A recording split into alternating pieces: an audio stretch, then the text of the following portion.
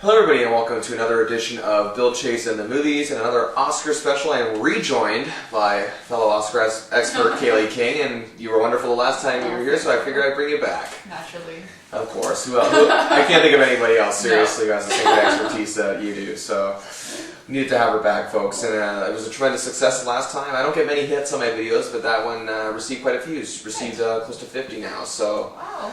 It's improving slowly but surely. But let's get right to it. Every year, of course, the Oscars, the biggest night in Hollywood, they call it.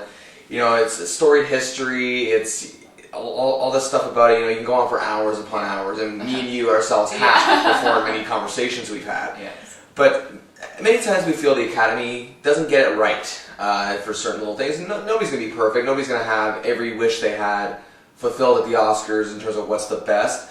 And this is why we're calling this special If We Pick the Winners, based on, of course, yet again, like my previous special, what Siskel and Ebert did back in the day. They would pick their own winners as if they were members of the Academy. So I'm going to reiterate, this is not a prediction show. Not a prediction, because this year's Oscars are quite predictable as it is already.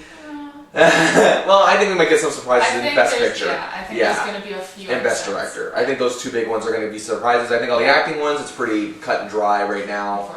Hopefully we can get an upset or two. And speaking of upsets, this is a category that we're starting with Best Supporting Actress, which is many upsets in the past. Film critic Richard Roper reiterated this on a special he did just a week ago. So let's get right to it. The nominees are Penelope Cruz for 9, Vera Farmiga for Up in the Air, Maggie Gyllenhaal for Crazy Heart, Anna Kendrick for Up in the Air, and Monique for Precious. And Kaylee, I'd like to see your win first.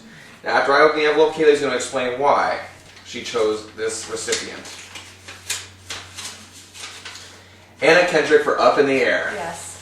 I have loved Anna Kendrick's performance since the very moment that I saw this film.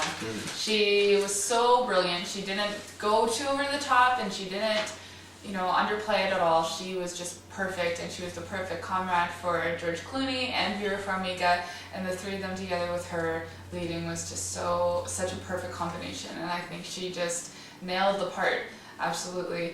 And with the 5 other actresses, I felt that she stood out the best among all of them. She was wonderful, and here's my pick. It's written right on the inside of the envelope, so just rip it. I don't need them for anything else. Anna Kendrick for Up in the Air. That's right. I'm in total agreement with you on this one.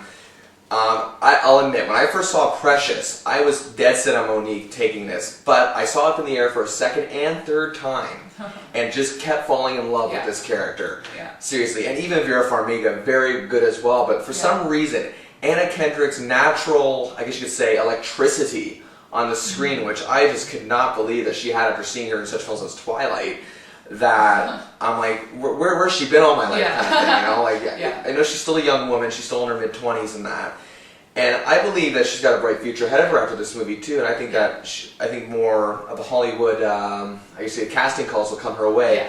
Now, the thing I like the most about her is that she was ambitious, but she was also human at the same time. She wanted to succeed in this world, but of course, the infamous scene where she is dumped by her boyfriend via an email or text or whatever, I love that scene, because it shows the human side of her, but it also shows that she knows what she wants in life. Yeah. And I love the kinship between her and George Clooney's character. Yeah.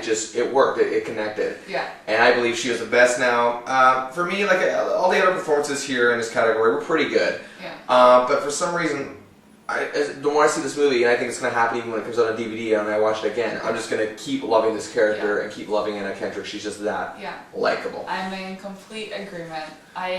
I really, really hope she wins.